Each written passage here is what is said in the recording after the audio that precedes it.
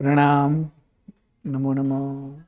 प्रणाम गुरुजी, नमो नमः। प्रणाम। प्रणाम गुरुजी, नमो नमः। प्रणाम गुरुजी, नमो नमः। प्रणाम।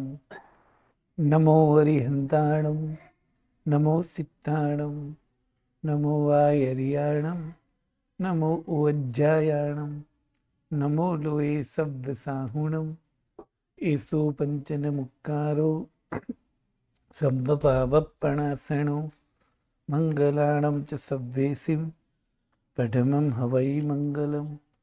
मंगलम भगवान वीरो, मंगलम गौतम प्रभु, मंगलम स्थूलिभद्राद्या, जैन धर्मोस्तु मंगलम। अंगूठे अमृतवसे, लब्धितणा भंडार, श्री गुरु गौतम समरिये, वांछित फलदाता। पूज्यपाद देवेंद्र सूरि महाराजा विरचित यह भाष्य त्रयम ग्रंथ, जिसमें तीसरा भाष्य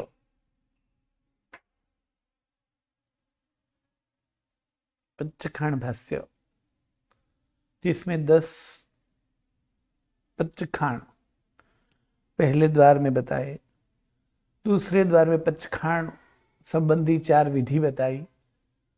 अब तीसरे द्वार में पंचखाण के द्वारा जो हम त्याग करते हैं उसको आहार कहते हैं। तो आहार की व्याख्या, आहार के प्रकार और उदाहरण की बात करते हुए 13वीं गाथा से आहार का वर्णन बताते हैं कि इसे आहार आदि कहते हैं। वो तो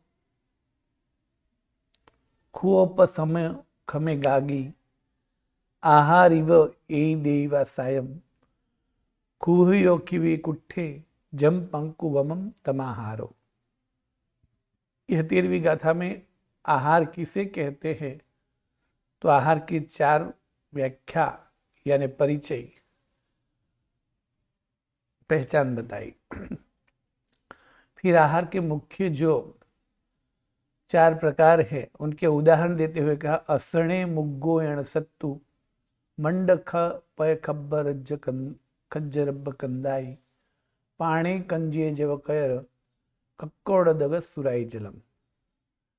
यह गाथा में आहार के 4 प्रकार में से 2 प्रकार के आहार के उदाहरण दिए। खाए में भत्तो सफलाई, साय में सुंठी जीर अजमाई, महुगुड़ तंबो लाई, अणहारे मोई निम्बाई। यह गाथा में बाकी के 2 प्रकार के आहार के उदाहरण दिए और आहार में नहीं आते हैं ऐसे अणहारी के भी उदाहरण दिए। और फिर 16वीं गाथा से चौथा द्वार यानी आगार द्वार की विचारणा बताते हैं। इस तरह 13, 14 और 15 इन 3 गाथा में तीसरा द्वार अर्थात आहार द्वार समझाया है। तो सबसे पहले आहार की व्याख्या बताएगी, किसे आहार कहेंगे तो खुअप सम खमे गागी, आहार्य ए देवा सायम, खुहव्यो खिवई कुट्ठे, जम पंकुवमम तमाहारम। सामान्य से जो कुछ भी हम खाते पीते हैं, मुंह में डालते हैं, उसे आहार बोला जाता है। किंतु कई सारी चीज ऐसी भी है जो हम खाते हैं पीते हैं फिर भी उनको अणहारी बोला जाएगा। तो सबसे पहले आहार किसे कहेंगे तो कि जो पदार्थ भूख को मिटाने में समर्थ हो उसे आहार कहते हैं।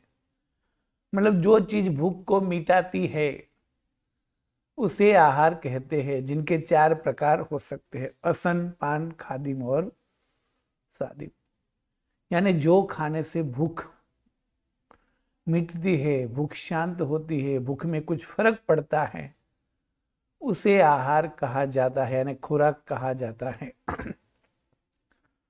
जिसमें असन, पान, खादिम और स्वादिम, इनके उदाहरण आगे भी आएंगे। असन में जैसे चावल आदि, पान में जैसे छाछ आदि, स्वादिम में, खादिम में जैसे जूस आदि, स्वादिम में जैसे सूंठ आदि।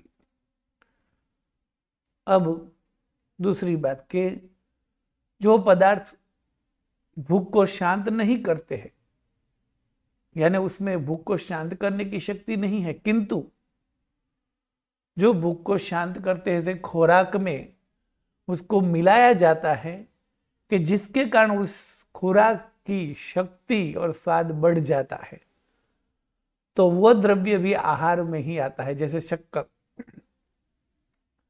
जैसे मिर्ची, जैसे नमक आदि।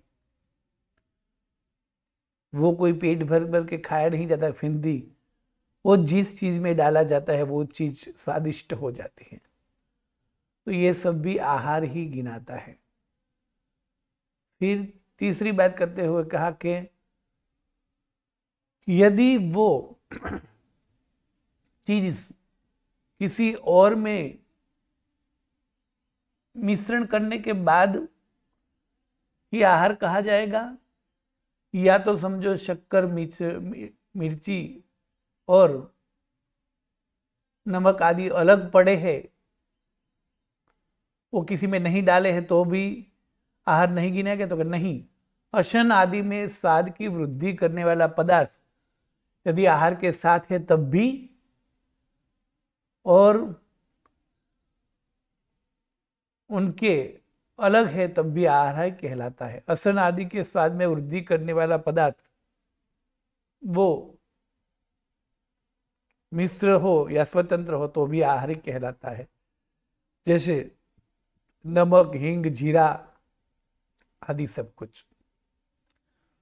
और तीसरी बात, चौथी बात कि जिसमें स्वाद भी न हो, किसी में मिलाया भी न जाए, जो किसी में गिरे तो स्वाद की वृद्धि भी न करे, किंतु भूखा व्यक्ति यानी जिसको भूख लगी है वो अपनी भूख शांत करने के लिए कुछ भी खाता है, उसे भी आहारी कहा जाता है। जिसके उदाहरण में कई सारी औषधियां या तो कई सारे पेड़ पत्ते आदि आते हैं, और इन चारों में नहीं समावेश होता उनको अणहारी पदार्थ कहते हैं। यानी जो भूख मिटाने के लिए नहीं, स्वाद वृद्धि के लिए नहीं, किसी में साथ मिलकर स्वादिष्ट में वृद्धि न करे, ऐसे भी नहीं हो। कोई जिसको भूख मिटाने के लिए नहीं खाता हो, फिर भी जो चीज खाई जाती है जिसका स्वाद अनिष्ट हो, इन सब चीजों को अणहारी पदार्थ कहते हैं। अब आहार के मुख्य प्रकार चार है: असन, पानम, खादिम और स्वादिम। इसमें असन किसे कहेंगे? तो कि जो खुराक, जो आहार, जो खाने पीने की चीज को खाने पीने से भूख तृप्त हो जाती है ज्यादातर, यानी जो भूख को मिटा सकता है, ऐसा आहार को अशन बोला जाता है। और उदाहरण के तौर पे असणे मुग्गोयण सत्तु मंडपय खज्ज रब्ब कंदाए, यानी जो चीज खाने से जीव की भूख तृप्त हो जाती है, शांत हो जाती है, तुरंत ही भूख में फर्क पड़ जाता है, ऐसे सभी खुराक को अशन बोला जाता है।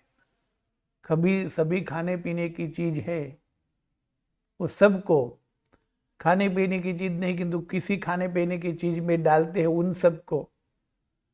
कोई भी चीज खाने पीने की चीज में डालकर उनकी स्वाद की वृद्धि है, तो वो चीज भी, या तो स्वाद नहीं है फिर भी भूख शांत करने के लिए मिट्टी जैसी चीज भी जो खाते हैं उन चीज को, सबको आहार बोला जाता है। उस आहार में पहला नंबर है असन का, यानी कई सारी चीजें ऐसी होती है जिसको असनम बोला जाता है। तो ये जो शीघ्र भूख को शांत कर दे ऐसे सब खुराक, उसे अशन कहा जाता है, यानी भारी खुराक। जो जो आहार रूप में लिया जाता है उसे अशन कहते हैं। यानी यह शब्द का अर्थ है कि इस अपेक्षा से फल आदि भी खाए जाते हैं, अतः उनका भी समावेश अशन में हो जाएगा। यानी जो खाने से शीघ्र जल्दी से भूख शांत हो जाती है, यानी भूख को शांत करने की शक्ति जिसमें होती है, उन सब खाने पीने की चीज को अशन बोला जाएगा। और उसमें कई सारे पदार्थ का उदाहरण देते हुए क्या, मूंग, चावल, सत्तू, मांडा, दूध, खाजा, राब आदि, कंदमूल आदि। तो उनके मुख्य 8 भेद बताए। भात, भात से सभी प्रकार के अनाज लेने हैं, यानी सभी प्रकार के अनाज जो है वो सभी प्रकार के अनाज को खाने से भूख शांत होती है। सत्तू, सत्तू यानी सभी प्रकार के भूंजे हुए अनाज, सेके हुए अनाज या तो उनका लोट यानी चूर्ण।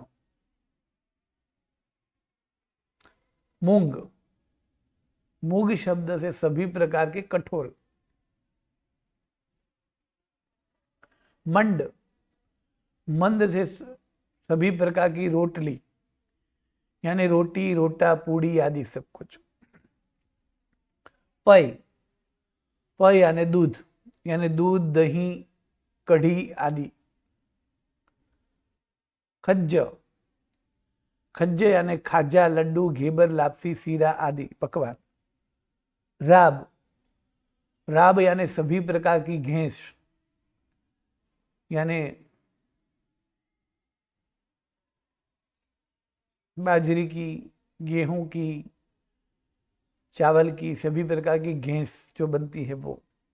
कंद, कंद यानी सभी प्रकार की वनस्पति के कंद, मूल, फल आदि, शाक भाजी आदि।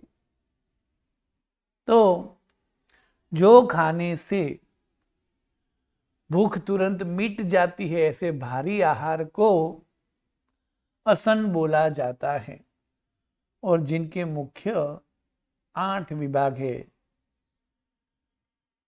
भात यानी सभी प्रकार के अनाज, सत्तू यानी सभी प्रकार के सेके हुए अनाज एवं उनके लोट आदि, मूंग यानी सभी प्रकार के दलहन यानी कठोल, मंड यानी सभी प्रकार की रोटलियां, यानी रोटी, रोटा, चाहे वो चावल का हो, गेहूं का हो, बाजरी का हो, चाहे पिज्जा हो, सब कुछ उसमें आ गया।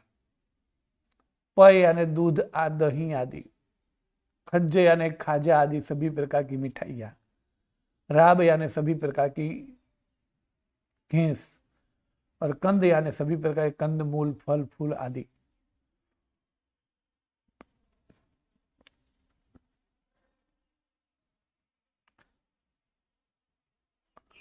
तो इसमें कई सारे उदाहरण बताए कि असन में मूंग, चावल, सत्तू, मांडा, दूध, खाजा, राब और कंद, ये सब क्या है, ये असन के उदाहरण हैं।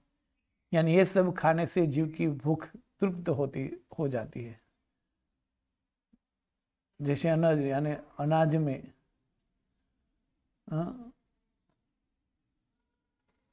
सबसे पहले भात की बात कही, तो सिर्फ चावल से भी भूख मिट जाती है। चावल का अर्थ है सभी प्रकार के अनाज। सत्तू यानी सभी प्रकार के अनाज में से बने हुए लोट में से जो बनाई जाती है वो सब चीज। मांडा यानी सभी प्रकार की रोटी आदि। मूंग यानी सभी प्रकार के कठोल आदि। और दूसरा आहार है पान, यानी दूसरे प्रकार के आहार का नाम है पान, कि जो खाने से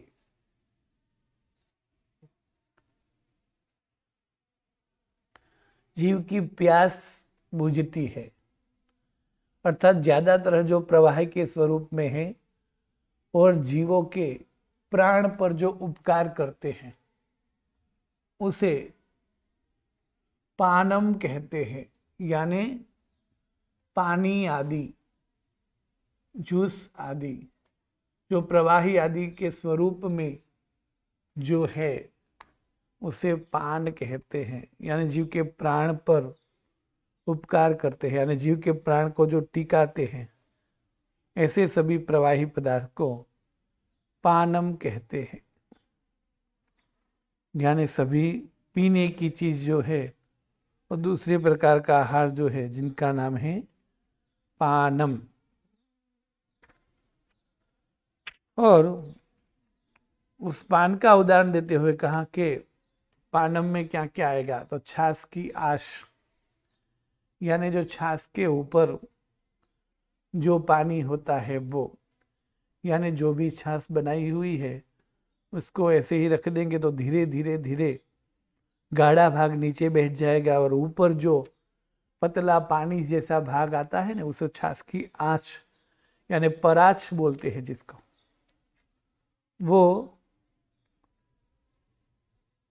छाछ जो है वो पान है, यानी कि पान के आहार में आता है। यानी पहले नंबर का क्या, शुद्धा यानी भूख को जो तुरंत नाश कर दे ऐसे पदार्थ। दूसरा कि जो जीव पर उपकार करे, उसके प्राण टिका पाए, ऐसे सभी प्रवाही पदार्थ।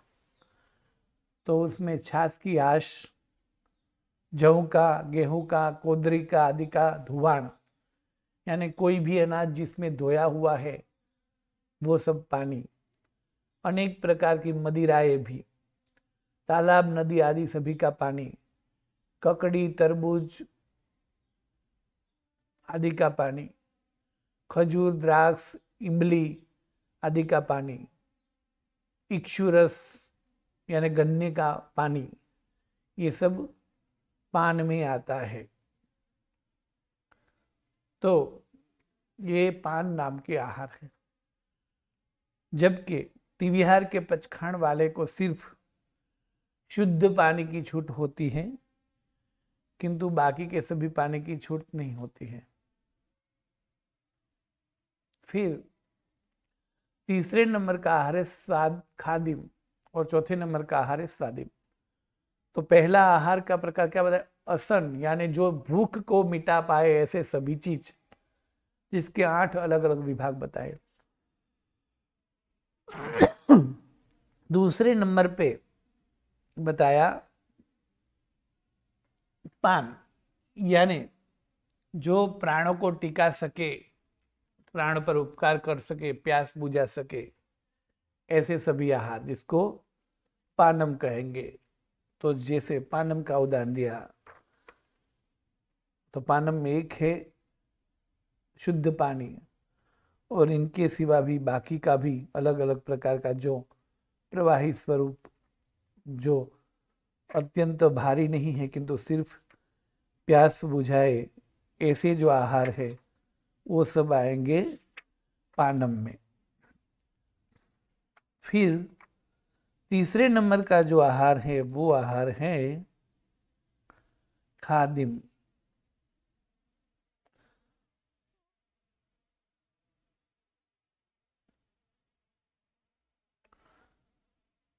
यानी जो अशन यानी जो खाया जाता है, आशु यानी भूख, जो जल्दी से भूख को मिटाने के लिए खाया जाता है उसे अशन कहेंगे।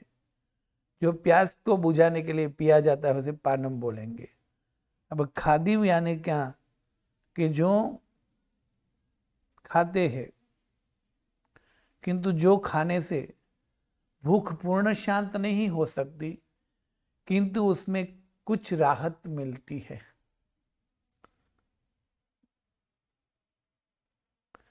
यानी मुख में कुछ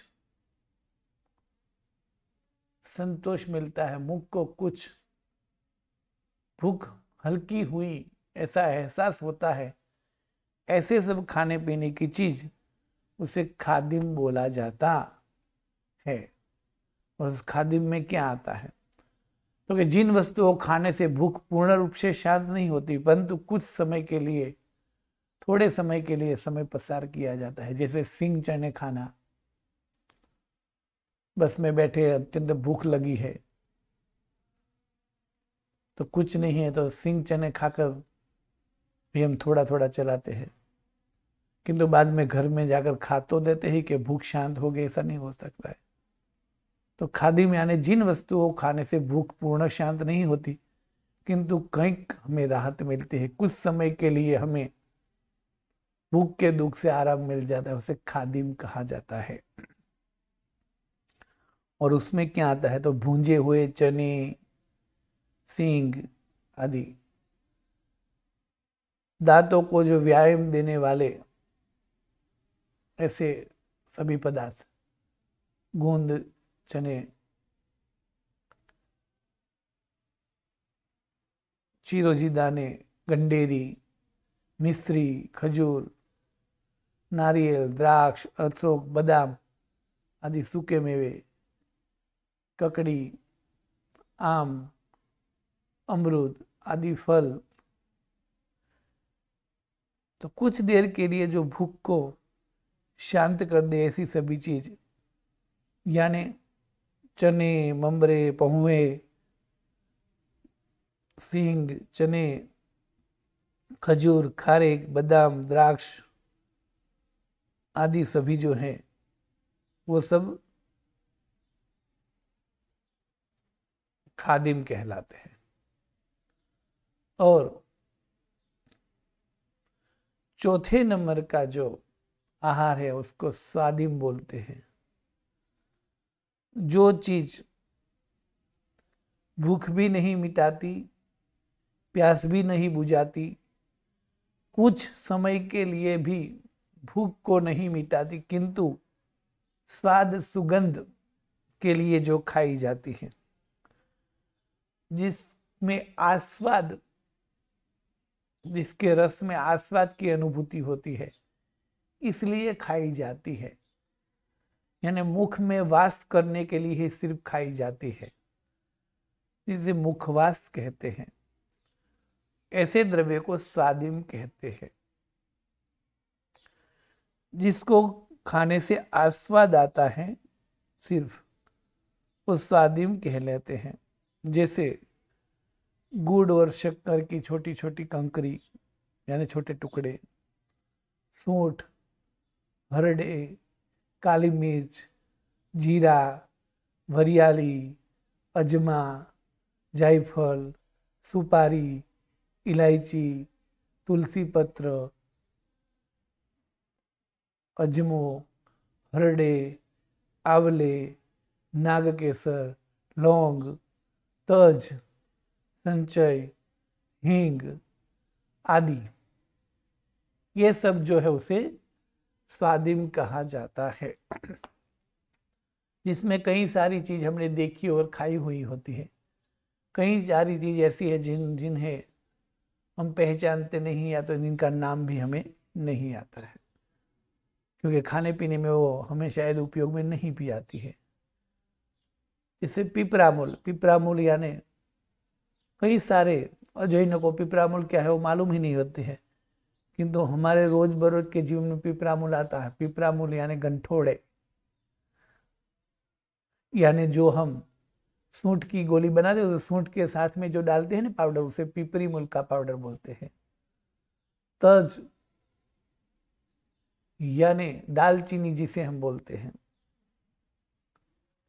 हींग यानी जो इसे हम वघानी, सब वघार में डालते हैं। इस तरह 4 प्रकार के आहार के विभाग बताए। अशन यानी जो तुरंत भूख को शांत कर दे ऐसे सभी पदार्थ। पानम यानी जो प्यास बुझाए, प्राणों पर उपकार करे, ऐसे पदार्थ। खादिम यानी भूख को शांत नहीं कर सकते किंतु कुछ समय के लिए भूख में राहत दिलाए ऐसे पदार्थ खादिम। और स्वादिम यानी मुंह में जिसका स्वाद लेने के लिए, चूसने के लिए, मुखवास के लिए जिसका उपयोग किया जाता है ऐसे पदार्थ। तो इस प्रकार 4 प्रकार के आहार हुए। तो इन सब में जो नाम दिया उसमें कई सारे पदार्थ ऐसे भी है कि जो स्वादिम और खादिम दोनों में भी गिने हैं। जैसे शहद यानी मध, वो स्वादिम है, जिसको चाटा जाता है स्वाद लेने के लिए। गुड़, शक्कर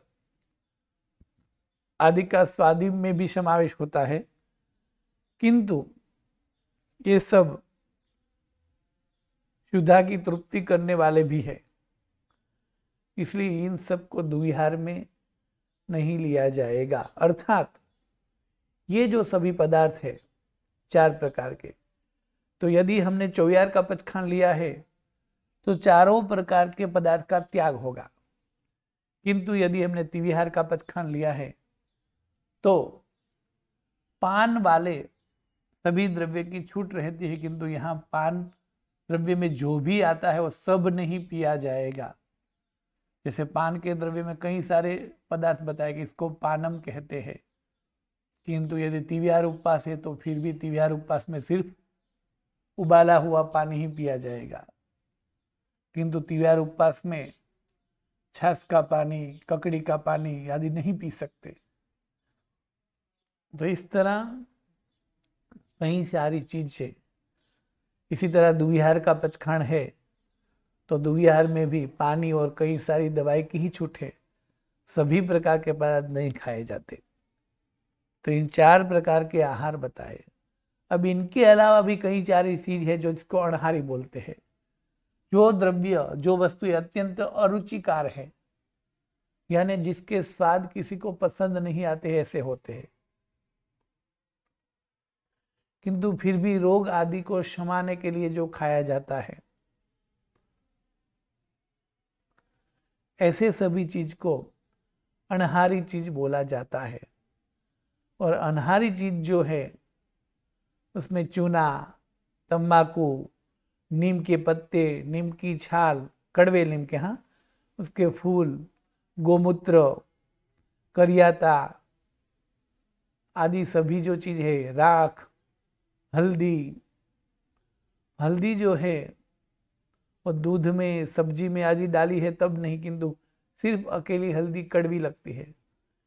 ये सब जो है वो सब अनहारी चीज होती है, किंतु ये अनहारी चीज भी यदि कोई मौज शौक के लिए खाता है तो वो फिर अनहारी नहीं कहलाएगी, आहारी कहलाएगी। जैसे तंबाकू, चूना आदि व्यसनी लोग जो है वो आनंद से खाते हैं तो वो उसके लिए आहार ही हो जाएगा। अनहारी वस्तु ये भी भूख में मुख में डाली जाती है, अतः कौलाहार रूप होने से 4 आहार में उनका समावेश क्यों नहीं है। मतलब कि अनहारी चीज को आहार क्यों नहीं कहा गया, तो कि ये सभी चीज खाने के लिए नहीं खाई जाती, स्वाद के लिए नहीं खाई जाती, उससे भूख का नाश नहीं होता, उससे तृषा शांत नहीं होती, उससे मुख में स्वाद नहीं आता और वो तृप्ति कारक नहीं है। सिर्फ वो जो है वो आहार संज्ञा को पोषने वाली नहीं है और अनिष्ट स्वाद वाली है। इसीलिए आहार का मुख्य कार्य क्या है? भूख मिटाना, प्यास मिटाना, स्वाद देना। तो ये सब इनमें नहीं है, इसलिए ये मुंह में खाने के बाद भी उसको आहार में नहीं गिना जाता। इसीलिए उपवास आदि में भी कई सारी अनहारी दवाएं ली जाती है। इन सब को सिर्फ रोग नाशक और उपशामक होने के उसका सिर्फ उपयोग किया जाता है। किंतु यदि ये सभी भी कोई राग से, आनंद से, रुचि से खाता है तो फिर उनके लिए वो द्रव्य अनहारी नहीं कहलाएगा। इस तरह 4 प्रकार के आहार का वर्णन किया कि इस 4 प्रकार का आहार होता है। और जो भी जीव 24 पचखांड लेता है तो मुंह में कुछ भी चीज डालने की छुट्टी नहीं रहती, यानी कोई भी अनाज, कोई भी फल, कोई भी फ्रूट नहीं खा सकता। इसी तरह कोई भी प्रकार का पानी भी नहीं पी सकता। इसी तरह कोई भी प्रकार के नाश्ते यानी चने, ममरे, सिंग आदि भी नहीं खा सकता। और इसी प्रकार कोई भी प्रकार के मुखवास भी नहीं खा सकता।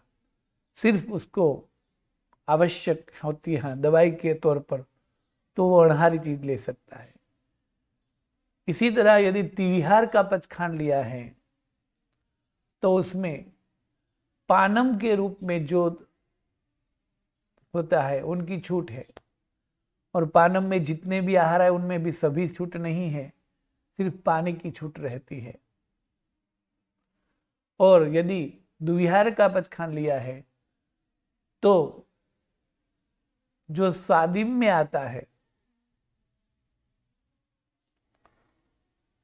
वो और पानम में आता है वो 2 द्रव्य की छूट है। किंतु द्विहार पचखांड वाले को भी सादा पानी और दवाई के तौर पे जो ली जाती है ऐसी चीज का ही छूट है। अब चौथे नंबर का जो द्वार है वो है आगार, यानी हम जो भी पचखांड लेते हैं उसमें आहार का त्याग करते हैं। तो उसमें कितने समय के लिए कौन से आहार का त्याग करते हैं, कितने दिनों के लिए आदि सब आता है। किंतु अब जो जो भी पचखांड हम लेते हैं उन सभी पचखांड में कौन कौन सी छूट होती हैं उनकी विचारणा यहां बताई है। तो सबसे पहले अलग अलग अलग अलग 22 प्रकार की छूट है। अलग अलग अलग अलग अलग 22 प्रकार के आगार होते हैं। और वो 22 प्रकार के आगार की विचारणा और कौन से पचखांड में कितनी छूट रहती है उनकी विचारणा यह द्वार में बताई है। 22 आगार में क्या बताएंगे? तो 22 आगार का स्वरूप बताएंगे और कौन से पचखांड में कितने आगार होते हैं वो बताएंगे। तो अब ये जो द्वार है 22 आगार की समझूती वाला द्वार, वो द्वार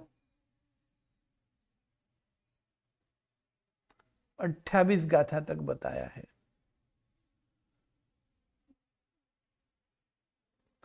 आगार का मतलब करेंगे छूट। तो अब सबसे पहले तो कौन से पचखांड में कितने आगार होते हैं वो हम याद रखेंगे।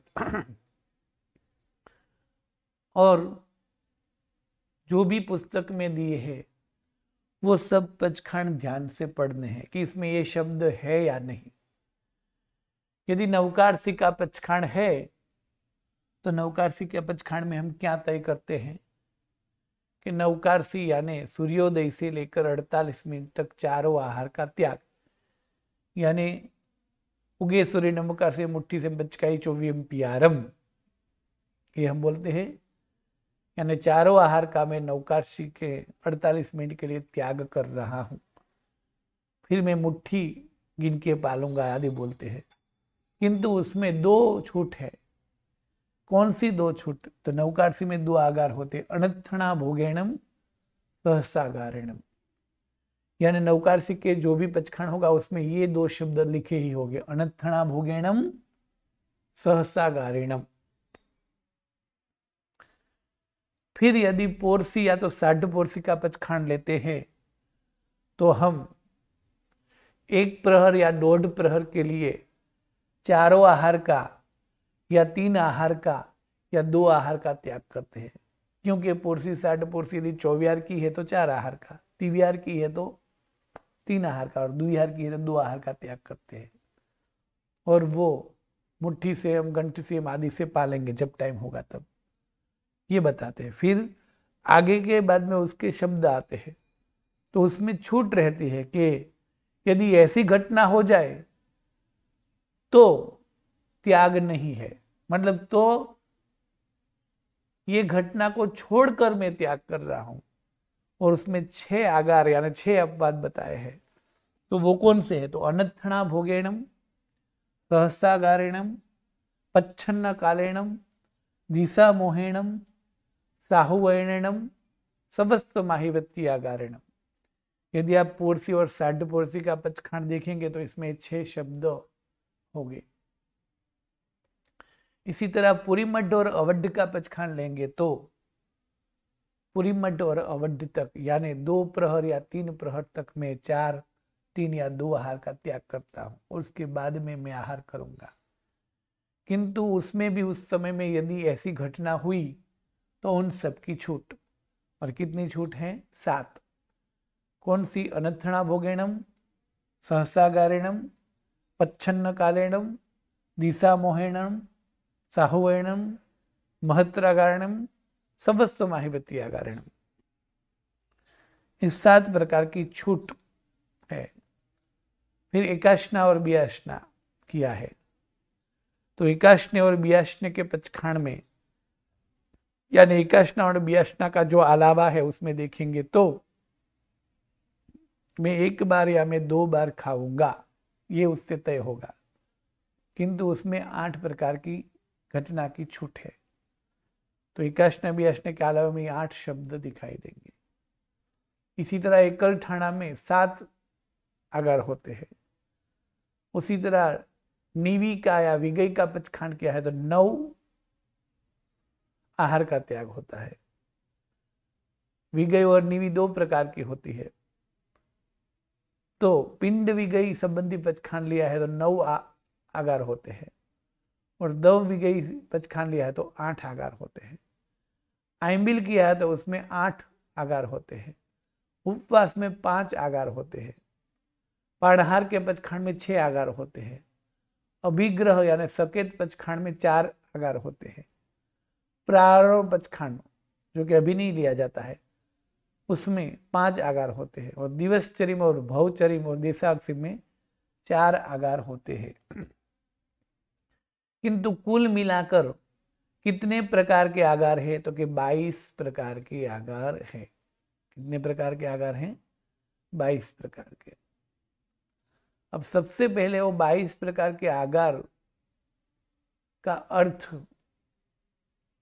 बताते हैं कि 22 प्रकार के आगार का अर्थ क्या है। तो सबसे पहले तो इस 22 प्रकार के आगार का नाम हमें याद रखना है कि वो 22 प्रकार के आगार यानी कौन से 22 प्रकार के आगार।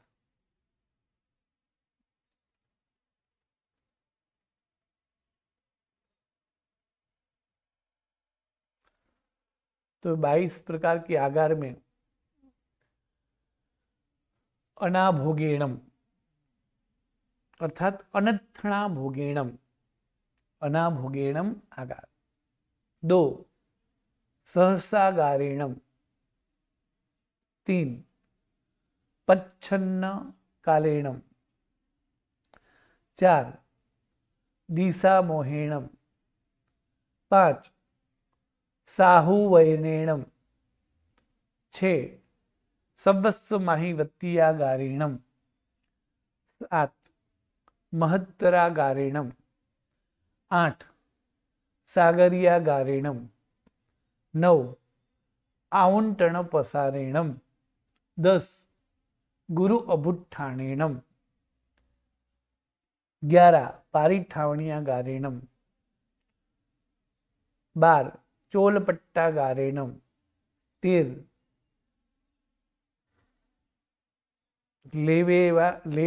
लेवेणम। 14 गिहत्थ संसेठणम। 15 उक्खिट्ट विवेगीणम। 16 पडुच्च मक्खीयणम। 17 लेवेण वा। 18 अलेवेण वा। 19 अच्छेण वा। 20 बहुलेहेण वा। 21 ससिद्धेण वा और 22 असिद्धेण वा। ये 22 प्रकार की छूट है। उस छूट यानी आगार, अपवाद यानी आगार, यानी पचखांड लेते समय जो छूट रखी जाती है उस छूट को शास्त्र में आगार बोलते हैं। जैसे हम तय करते हैं काउत्सर्ग नाम की तपस्या का कि मैं अभी कायोत्सर्ग कर रहा हूं, किंतु उस कायोत्सर्ग में मैं छूट लेता हूं 16 प्रकार की। कौन सी?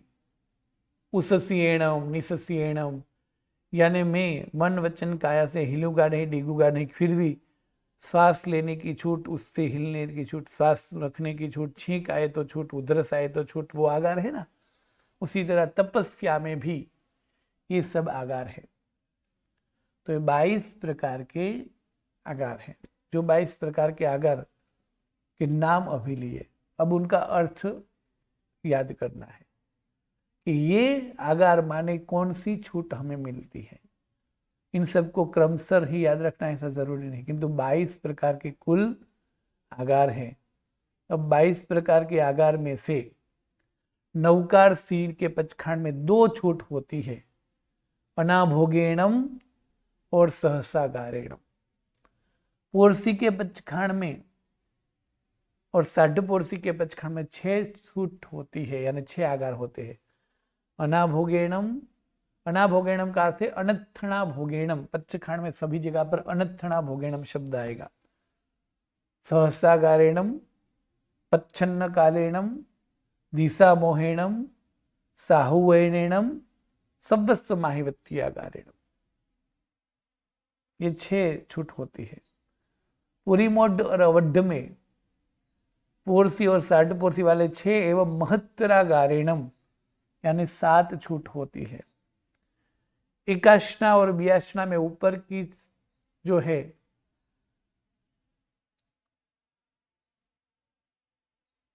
वर्णत्थणा भोगेणम, सहसागारेणम, सागरियागारेण, आउंटण पसारेण, गुरु बुठाणन, पारिठाण, महत्तरागारेण, सवस्व महवत्यागारेण। ये 8 छूट होती है। अर्थात हमें नवकारसी के पचखांड में कौन सी 2? तो कि 2 आगार होते हैं, अनत्थणा भोगेणम, सहसागारेणम। फिर पोरसी और साढ़पोरसी में तो अनत्थणा भोगेणम और सहसागारेण तो होता ही है। पच्छन्न काल, दिशा मोहन, साहुएण, सवस्व, ये 4 और होते, 6 हो गई। पूरी मड्ड और अवड्ढ में महत्तरागारेणम ने 7 हो गया। अब एकाशना और बियाशना में जो है उसमें 8 है, तो इसमें अनत्थणा भोगेणम है, सहसागारेणम है, महत्तरागारेणम है, सवस्व माहिवत्यागारेणम भी है, यानी 4 तो ऊपर वाले ही आगार है। फिर और कौन से है? तो सागरियागारेणम, आउंटर पसारेणम, गुरु अभ्युत्थाणम और पारिठावण्यागारेणम, ये 4 प्रकार के आगार भी है। इसी तरह एकल ठाणे में एकाशना और बियाशना में जो दिए है 8, उसमें से आउंटण पसारण नहीं होता है, बाकी के 7 होते हैं। नीवी और विगई में 9 आगार होते हैं। कौन से 9 आगार होते हैं? तो अनत्थणा भोगेणम, सहस्रगारेणम, सवस्व माहिवत्यागारेणम, महत्तागारेणम, ये तो होते ही है। किंतु लेवेणवा, लेवा लेवेणवा, गीत संसेण, उक्खित विवेगण, पडुच्च मक्खेण, पारिठाण, ये भी होते हैं। उसी तरह द्रव विगय है तो उक्खित विवेगण नहीं होता है। आम्बिल है तो आम्बिल में पडुच्च मक्खेणम नहीं होता है। उपवास में 5 आगार होता है, अनत्थणा भोगेणम, सहस्रागारेणम, पारिठाण, महत्तागारेण, सवस्व महवत्यागारेण। पाणस के पचखांड में 6 आगार होते हैं। दिवसचर्यम और बहुचर्यम के पचखांड में, देशागसी के पचखांड में और सकेत पचखांड में 4 आगार होते हैं, और प्रावरण पचखांड में भी 5 आगार होते हैं। तो सबसे पहले हमें 22 प्रकार के आगार के नाम याद करने हैं, और दूसरे नंबर पे कौन से पचखांड में कितने आगार है वो याद करना है। तो ये कोष्टक दिया हुआ है, कौन से पचखांड में कितने आगार, उसका नाम भी दिया है, और कुल मिलाकर 22 आगार है। तो एक पेज में 22 के नाम लिखने हैं, फिर हर पचखांड में कितने आगार है और कौन से, ये याद करना है। अब नवकारसी में 2 आगार है, तो 2 आगार से कौन सी छूट मिलती है, उसका आगार का अर्थ, यानी हमें आगार का अर्थ अभी करना है। तो अब हम 22 आगार का अर्थ करेंगे। उस 22 आगार में सबसे पहले 4 आगार का अर्थ करेंगे, क्योंकि सभी पचखांड में, ज्यादातर पचखांड में 4 आगार का वर्णन दिया ही है। अनथणा भोगेणम, सहस्रागारेणम, महत्रागारणम और सवस्व माहिवती अगारणम। ये सभी प्रकार के जो आगार है, मतलब जितने भी पचखांड हम देखेंगे उपास को छोड़कर, बाकी के सभी पचखांड में ये 4 आगार ज्यादातर दिए हुए ही हैं। कौन से 4 आगार? अनथणा भोगेणम, सहस्रागारणम, महत्रागारणम और सवस्व माहिवती अगारणम। इसलिए सबसे पहले हम इन 4 आगार का अर्थ करेंगे। तो अब सभी पचखांड हमें देखने हैं और सभी पचखांड में कौन कौन से आगार आते हैं ये देखना है। किंतु देखिए, पचखांड लेते समय, पचखांड देखते समय हमें दूसरे द्वार में जो बताया वो भी हमें याद रखना है। हाँ, जैसे नवकारसी का पचखांड है, तो नवकारसी के पचखांड के कितने आलापक होते हैं? ज्यादा से ज्यादा 3। तो पहला आलापक जो है वो नवकारसी का है, तो उस आलापक में 2 आगार नवकारसी के बताए हैं। और नवकारसी के साथ हम मुट्ठी सेम भी लेते हैं, तो मुट्ठी सेम सकेत पचखांड है, तो उसके 4 आगार है। तो नवकारसी का पचखांड जब भी देखेंगे तो उसमें 4 आगार तो बताएंगे ही। उसी तरह पक्का पानी पीते हैं नवकारसी वाले, तो फिर पाणस का भी पचखांड होगा, तो वो पाणस के आगार कहलाएंगे। उसी तरह देशावसिक के आगार भी आएंगे। और इसी तरह एकाश्न के आगार कौन से हैं? तो एकाश्न के आगार, एकाश्न के पचखांड में पहला आलापक जो है वो अद्धा और सकेत का है, दूसरा जो है विगय का है, तीसरे नंबर के आलापक में एकाश्न और बियाश्न के आगार दिए हुए हैं। यानी सभी प्रकार के पचखांड में कौन कौन से आगार होते हैं यह हमें ध्यान से देखना है। किंतु कुल आगार कितने हैं? तो 22। अब 16वें नंबर की गाथा से लेकर 28 नंबर की गाथा तक ये द्वार है। कौन सा? चौथे नंबर का आगार और पचखांड में कौन से आगार हैं वो। तो 16वीं गाथा में बताया, 2 नवकारी 6 पोरसी, सगपुरी मध्य इगाशनी 8, सत्य गठाणी अंबिली 8 पण 14 छप्पाणे, चौ चरी में चौ भिग गई, पण पावरणे 9 निव्ये, आगरु खित्त विवेक मुत्तु दब्ब विगे नियम मिठ। अब ये दो गाथा में क्या दिया? तो कौन सी पचखांड में कितने आगार है उनकी संख्या बताई।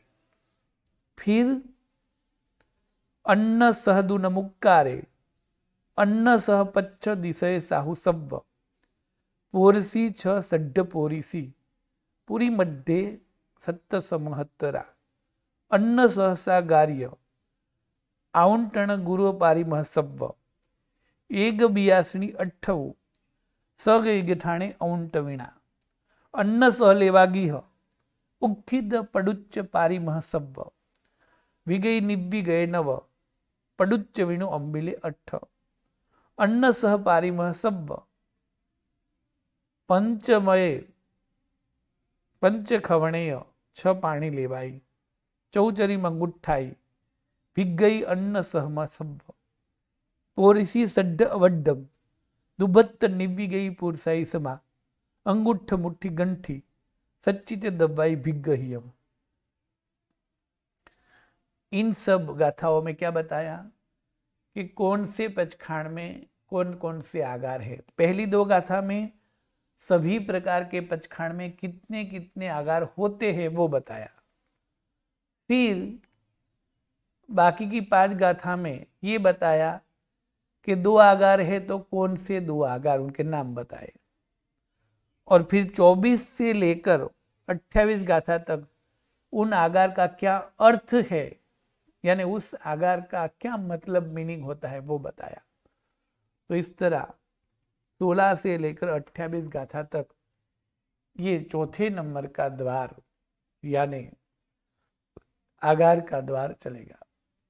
आगार का अर्थ होगा जो पचखाण हम करते हैं उसमें जो मिली हुई छूट, अपवाद, यानी ऐसी परिस्थिति को छोड़कर ये पचखाण है, ऐसी परिस्थिति उत्पन्न होगी तो उससे मेरा पचखाण भंग नहीं माना जाएगा, ये हुआ उनका अर्थ। तो ये चार्ट जो अभी दिख रहा है इस पर दिखाया है, ये पक्का करना है। नवकारसी, तो नवकारसी के पचखाण में कितने आगार होते? 2। कौन से? तो ये 2 के नाम पक्के करने हैं। पुरसी और षड्पुरसी, उस पचखाण में कितने आगार होते? 6। तो 6 कौन से? ये। और ये पूरा चार्ट याद करके पुस्तक में जो भी पचखाण दिए हुए हैं उन सब में चेक करना है कि हाँ इन पचखाण में ये सब नाम आए हुए हैं या नहीं। ठीक है, तो कल हम 22 आगार का अर्थ करेंगे, यानी कि जो हम आगार बोलते हैं उस आगार में हमें कौन कौन सी छूट मिलती है। यानी हम पोरसी और षड्पोरसी का पचखाण तो ले लेते हैं और हमें ये भी पता चलता है कि यदि 24 पोरसी हमने की है, यदि पचखाण 24 पोरसी का किया है तो हम 1 प्रहर तक को खा पी नहीं सकते हैं, ये पोरसी का पचखाण है।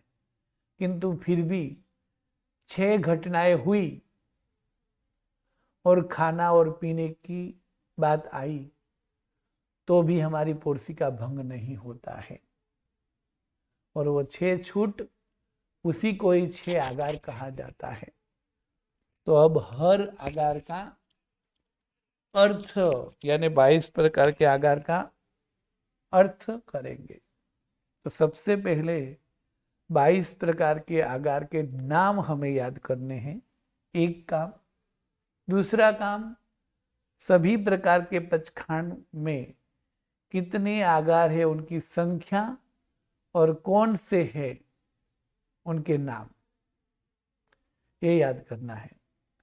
कल के पाठ में हम 22 प्रकार के आगार की व्याख्या करेंगे। प्रणाम। नमो नमः।